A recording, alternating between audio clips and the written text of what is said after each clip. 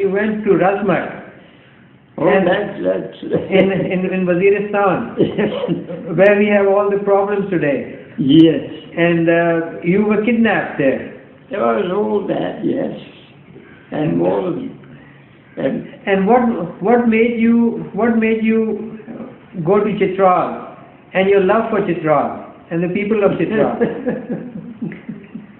Yes, all of these things.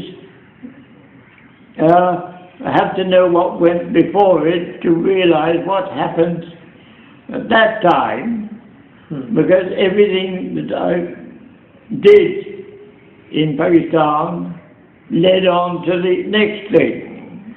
Mm-hmm. Okay, my main questions in the end are, how do we preserve the Kalash culture? How to get the United Nations recognized on urgent basis? And if you permit us, kindly invite Secretary General of UN to the areas, as United Nations will be celebrating a decade of indigenous tribes from 2004 to 2014. Well,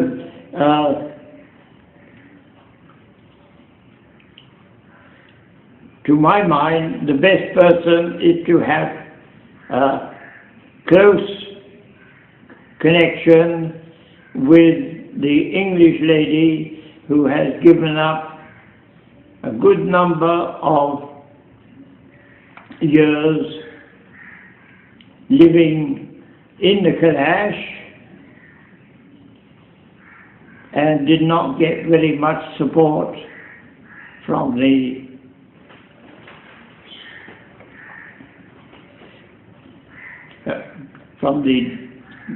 district, well, either the independent Chitral or when it became a district of Frontier, did not get much support from either, because to them the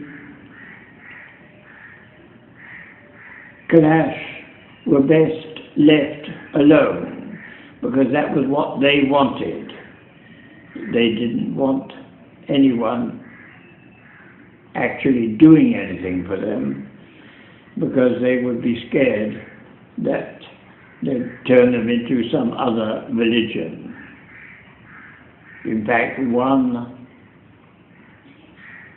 Greece man had started a school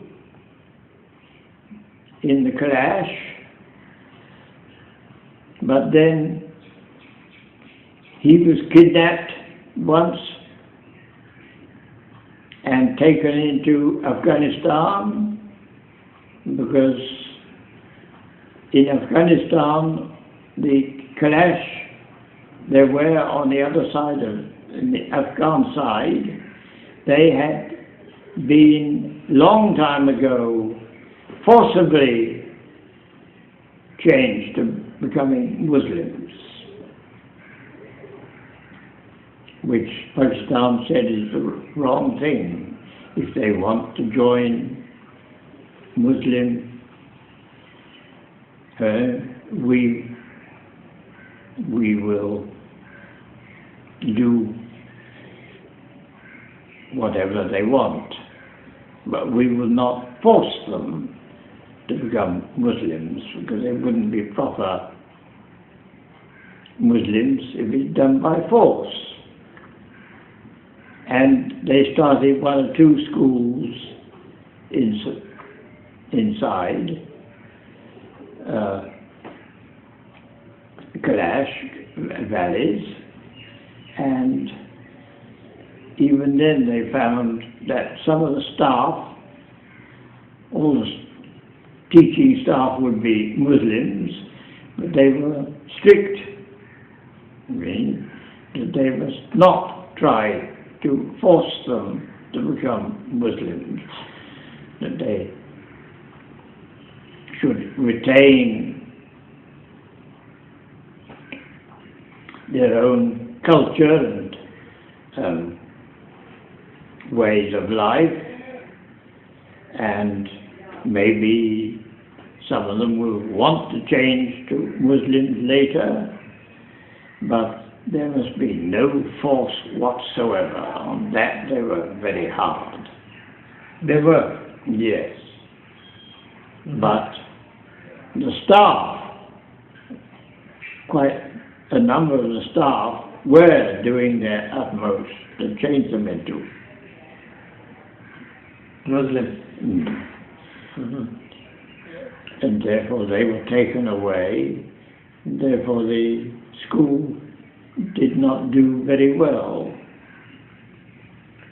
Sir, we would like your help because we are working through the United Nations to preserve the Kalash culture and their heritage. And we would like your help in this. And we are having people sign a petition to be sent to the United Nations. So, in what way would you be able to help us in this? I would say, to begin with,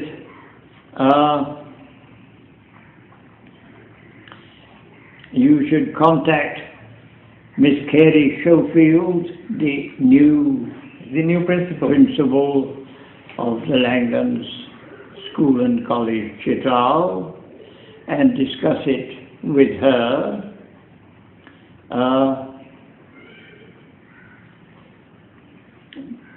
That she could take on a certain percentage of, but she's got to be, she would want to be sure that they would settle down to real hard work. I had taken 3 or 4 boys and girls, and the boys you hardly ever see. The girls nowadays are seen more in Chitral town. Before, they never came to Chitral town. They stayed in their area and told the Chitralis, you stay in your area. We didn't. They said, we don't need any help whatsoever. We want to live by ourselves. But as the times go on, they are thinking that they should have a little bit more of the general life of Pakistan, so they are mixing gradually. And that will certainly mean that some of them, when they learn more, will want to join the Muslim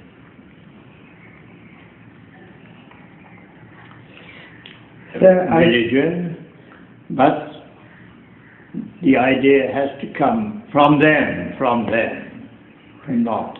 Sir, I thank you very much for granting me this interview. Because just the last thing then, I would say at the moment contact the English lady who has been living mainly in Kalash for several years now, and has now even taken Pakistan citizenship. She still spends some time in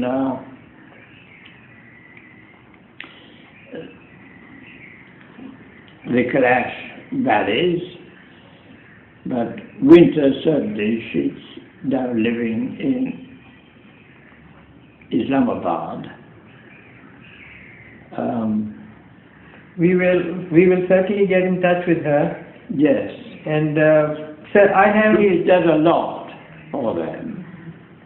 Sir, I have a special interest in this because I accompanied you in 1964 yes. on a trek to the Chitral Valley We started from Kalam and we crossed the Kachakuni path which separates Dir and Chitral, 16,500 feet. Yes. And we were taken to the Kailash Valley.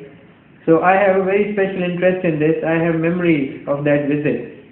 And there were 4 Malaysian students who were with us on that trek.